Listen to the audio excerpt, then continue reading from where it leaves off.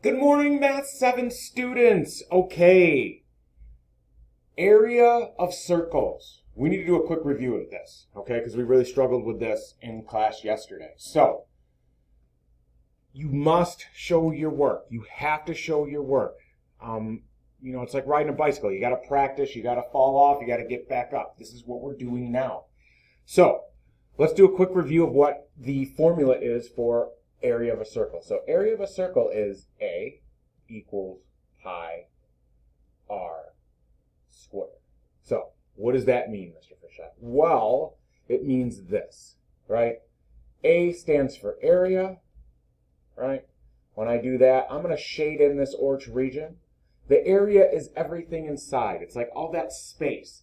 Really different from circumference. Circumference is that distance around the perimeter of the circle. Okay, so we have area equals pi, right? We all know that we've been using this for pi. Pi is a little more elaborate, a little more in-depth than this, but we've been using 3.14.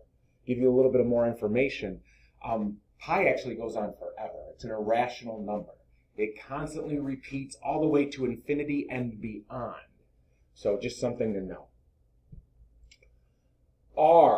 R stands for radius. Well, what is a radius?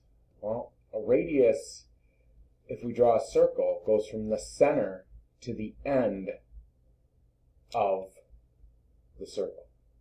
So, when that's the case, our diameter, so this is your radius, right? Our diameter is the full length. So if we were here, this would be your diameter. However, it would be going from the center of the circle, so you got to keep that in mind. Your radius is always equals half your diameter. So if my diameter is 10, my radius is 5. If my radius is 5, my diameter is 10. That's very important to know. Okay, so you have all this going through. We're just going to look at number 1. So Mrs. Kinney did it for you, and she gave you the answer to the first part in terms of keeping it in pi.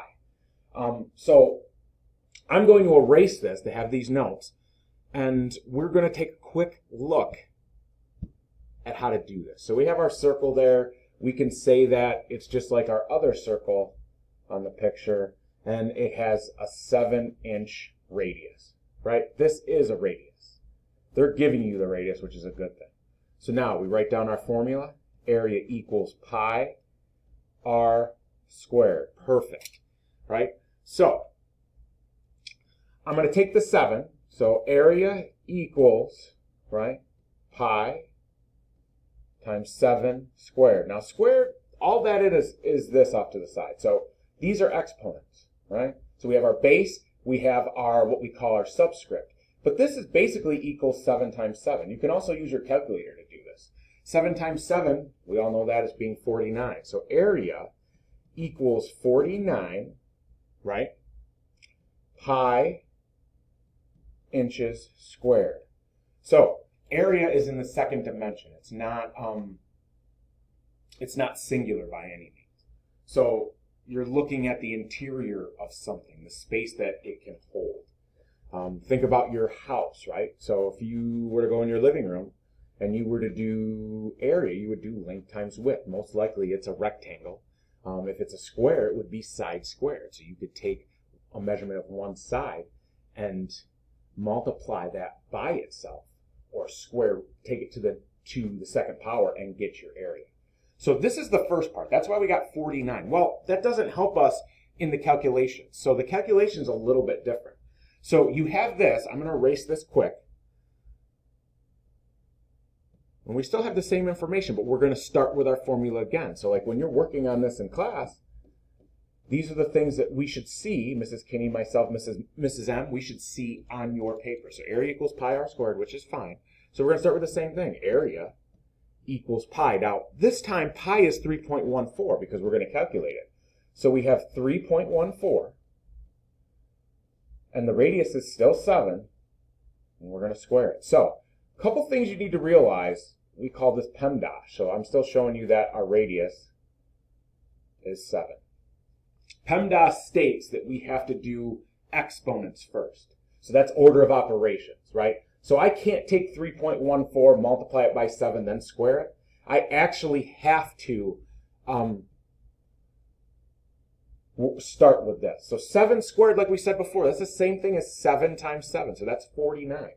So now, oops, I always do that. So now what all Mr. Frichette's going to do is take the 49, right? And we're going to multiply it by 3.14.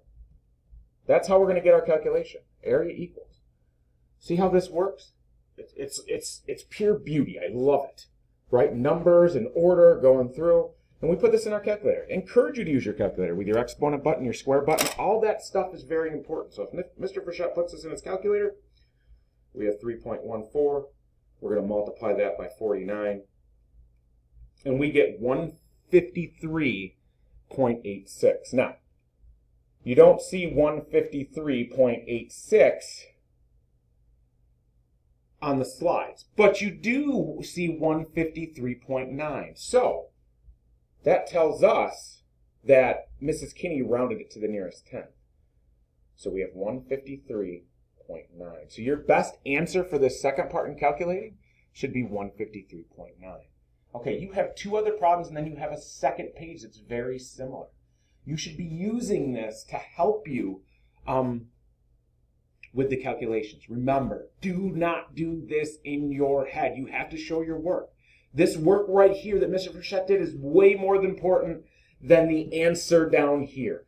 It's how you get to the answer that helps us understand the math and to problem solve, which is the bigger picture here. Problem solving.